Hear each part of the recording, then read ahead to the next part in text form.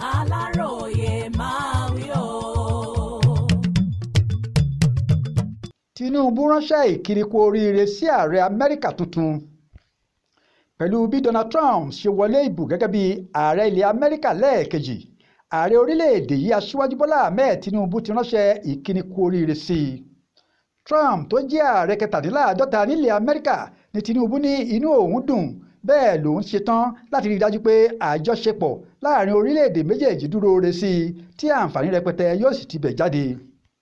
Lọ́jọ́rú Wẹ́sídẹ̀ẹ́ ọjọ́ 6 oṣù kọkànlá ọdún yìí ni ọ̀gbẹ́ni Báyọ̀ Nànúgà tí í ṣe olùdámọ̀ràn pàtàkì sí ààrẹ Tinubu kéde iṣẹ́ oríire náà.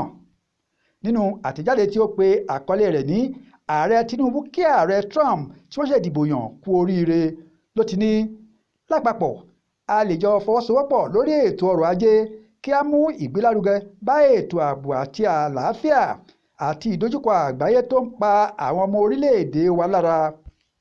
Ó ní oríire ìjáwéborí Trump yìí ṣàfihàn ìgbẹ́kẹ̀lé àti ìgboyà táwọn èèyàn ilẹ̀ Amẹ́ríkà ní nínú ìṣèjọba rẹ̀.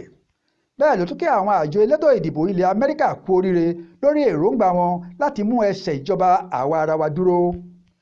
Ààrẹ Tinubu gbàgbọ́ pé nípa wíwo ìrírí ààrẹ Trump gẹ́gẹ́ bí ààrẹ 45 nílẹ̀ Amẹ́ríkà lásìkò ìṣèjọba rẹ̀ àkọ́kọ́ láàrin ọdún 2017 sí 2021 tó yìí tó fẹ́ padà sí White House tí í ṣe ilé ìjọba wọn gẹ́gẹ́ bí ààrẹ ẹlẹ́ẹ̀kẹtàdínláàdọ́ta wọn yóò mú àsìkò tí yóò ṣàǹfààní fún ètò ọrọ̀ ajé àti ìdàgbàsókè àjọṣepọ̀ láàrin ilẹ̀ Áfíríkà àti ilẹ̀ Amẹ́ríkà gbòòrò sí ni.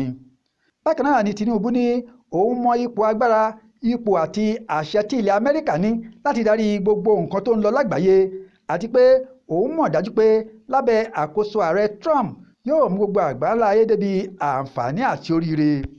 Trump tó jẹ́ ẹni ọdún 82 lásìkò tó di ààrẹ ilẹ̀ Amẹ́ríkà fún ìgbà ìkejì ní ààrẹ ilẹ̀ Amẹ́ríkà tó lọ́jọ́ lórí jùlọ láàrin àwọn tó díje dupò tó ṣẹ̀ṣẹ̀ wá sópin yìí. Donald Trump àti arábìnrin Kamala Harris ni ló léwájú.